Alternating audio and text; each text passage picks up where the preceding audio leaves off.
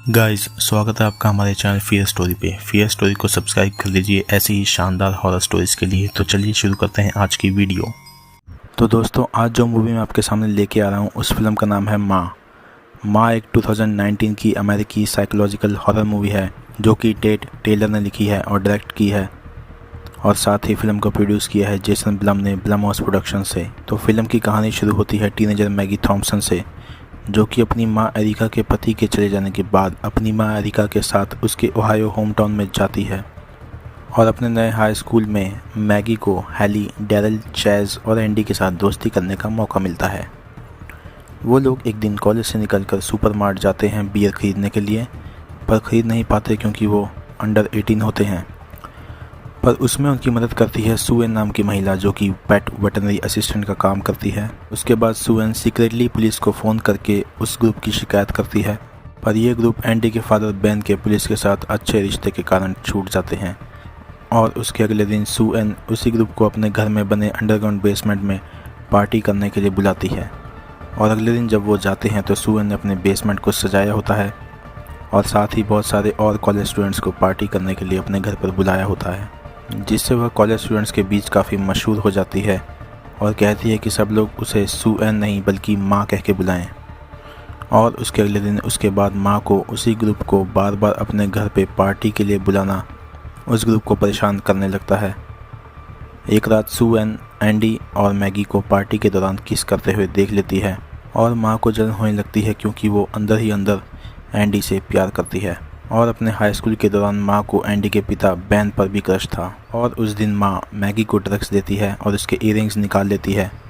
अगले दिन सुबह जब मैगी उठती है तो नोटिस करती है कि उसके ईयरिंग्स गायब हैं। डरी हुई मैगी एंडी से कहती है कि वह अब सुएन यानी माँ के घर नहीं जाना चाहती है और वो नहीं चाहती कि वो भी जाए। और जब माँ को इस बात का पता चलता है कि ग्रुप उनसे दूरी बनाने लगा है तो वो दोबारा ग्रुप का विश्वास जीतने के लिए उन्हें झूठ बोलती है कि उसे कैंसर है। और जब माँ अपने कैंसर के बारे में बात कर रही होती है तब हैली नोटिस करती है कि माँ ने एक ब्रेसलेट पहना है जो कि उनके एक दोस्त का है। दोनों लड़कियों को शक हो जाता है कि माँ उनके गहने चुरा रही है, इसलिए वे जांच करने के लिए उसके घर जाते हैं।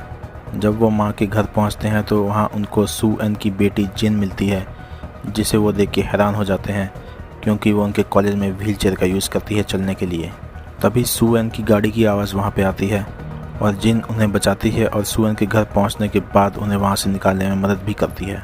वहीं दूसरी ओर एंडी के पिता बेन, जो सुएन के साथ हाई स्कूल में गए थे, अपनी पेट कैट को, जो कि बीमार होती है, उसे वेट क्लिनिक पे ले जाता है जहां सुएन काम करती है। और वहां सुएन को देखने के बाद उससे आफ्टर ड्यूटी पीने के लिए बार में इन्वाइट करता है, जहां बेन एक ट्रैकिंग डिवाइस के साथ सुएन का सामना करता है और कहता है कि ये डिवाइस उसने अपने बेटे की कार में इंस्टॉल किया था। और उसी ट्रैकिंग डिवाइस की मदद से बेन को पता लगता है कि उसका बेटा सुएन के घर कई बार गया है और उससे पूछता है कि उसका बेटा उसके घर क्यों जाता है, और साथ ही ये भी कहता है कि वो उसके बेटे से दूर रहे, नहीं तो अगली बार पुलिस को बुलाने की बजाय वो खुद ही उससे निपट लेगा। ये कहने के बाद बेन वहाँ से चला जाता है।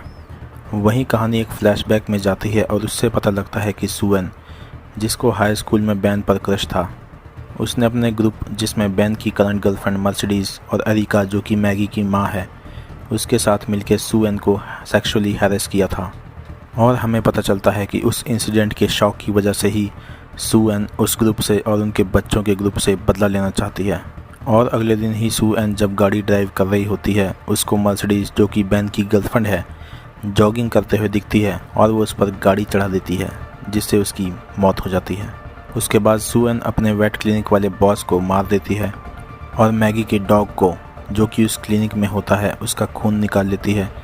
और ट्रैकिंग डिवाइस, जो कि गलती से उस रात बेन से रेस्टोरेंट में रह गया था, सुएन को वार्निंग देते टाइम उसे अपने घर ले जाती है। वहीं बेन उस ट्रैकिंग डिवाइस से ट्रैक कर लेता है, जो कि सुएन के घर की लोकेशन दिखाता है। बेन वहां जाता है और सुएन धोखे से उसको बेहोश करके बिस्तर से बांध देती है और उसकी कलाई काट के उसमें मैगी के डॉग लुई का खून पंप करने लगती है और उससे मरने के लिए छोड़ देती है। वहीं मैगी अपनी माँ एरिका को सुएन की सच्चाई के बारे में बताती है और एरिका को ये सुन के गुस्सा आता है और मैगी को घर में बंद करके वो सुएन को मिलने जाती है। वहीं सुएन उसके बाद मैगी को चेज के बर्थडे पार्टी में अपने और एंडी के साथ खुद की फ़ोटो भेजती है और ये देखने के बाद मैगी सुएन को मिलने के लिए घर से किसी तरह भागती है। जब मैगी सुएन के घर पहुंचती है तो तब तक पार्टी ख़त्म हो चुकी होती है और सिर्फ मैगी के दोस्त ही बचे होते हैं जिन्हें सुएन ने बेहोश कर दिया होता है। और ये देख के मैगी वहाँ से बच के भाग रही होती है और तभी वो उस कमरे में पहुँचती है जहाँ सुएन ने बेन को बांध रखा होता है।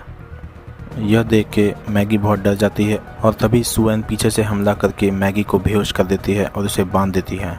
जब मैगी को होश आता है तो खुद को चेन से बंधा हुआ पाती है और देखती है कि सुएन ने चेज के पेट को जला दिया होता है। उसकी दोस्त हेली का मुंह सिलाई से बंद कर दिया होता है और उसके दोस्त डैरेल के चेहरे पे सफ़ेद पेंट से कवर कर दिया होता है। तभी एंडी जागता है और सुएन को बहकाने की कोशिश करता है क्योंकि वह अच्छी तरह जानता है कि सू उसके प्यार में है। वह उसे किस करता है लेकिन सू को एहसास हो जाता है कि वह झूठ बोल रहा है और सू एंडी को भी चाकू से मारती है। सुएन फिर मैगी के चारों दोस्तों को अपने साथ सोफे के चारों ओर इकट्ठा करती है और मैगी को बोलती है कि उनके साथ उसकी ग्रुप फ़ोटो ले, जैसे कि हमेशा सुएन चाहती थी कि वो भी किसी फ्रेंड्स ग्रुप का हिस्सा बने।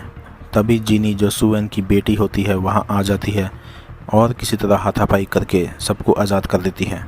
इसी हाथापाई में घर में आग लग जाती है और सब घर के बाहर भाग जाते हैं।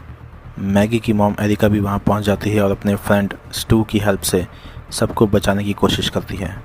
तभी सुएन ये देख के अपनी बेटी जिन को उसी आग में फेंकने की कोशिश करती है और ये देख के मैगी वापस जीनी को बचाने के लिए अंदर जाती है और अपनी बेटी मैगी को अंदर जाते देख उसकी मॉम एरिका भी अपनी बेटी को बचाने के लिए अंदर जाती है। ये सब देख के सुएन रोते हुए एरिका को बोलती है कि वो हाई स्कूल में जो सुएन के साथ घटना घटित हुई उसमें उसकी मदद कर सकती थी, जो कि उसने नहीं की। और इसी बातचीत में मैगी सुएन पर चाकू से हमला करके सबको बचाने में कामयाब हो जाती है। सारा ग्रुप बाहर जाने में कामयाब हो जाता है और तब तक पुलिस भी आ चुकी होती है। और वहीं हम देखते हैं कि सारा घर तब तक आग की लपटों में ऑलमोस्ट जल चुका होता है और सुएन ऊपर जाके जहां बेन की लाश को बांधा होता है उसी बेड पे बेन के बगल में लेट जाती है और पूरा घर जल चुका होता है और पिक्चर ख़त्म हो जाती है। तो दोस्तों, इससे पता चलता है कि किसी को बुली, सेक्सुअल हैरेस या किसी की रैगिंग करना कितना ख़तरनाक और गलत काम हो सकता है।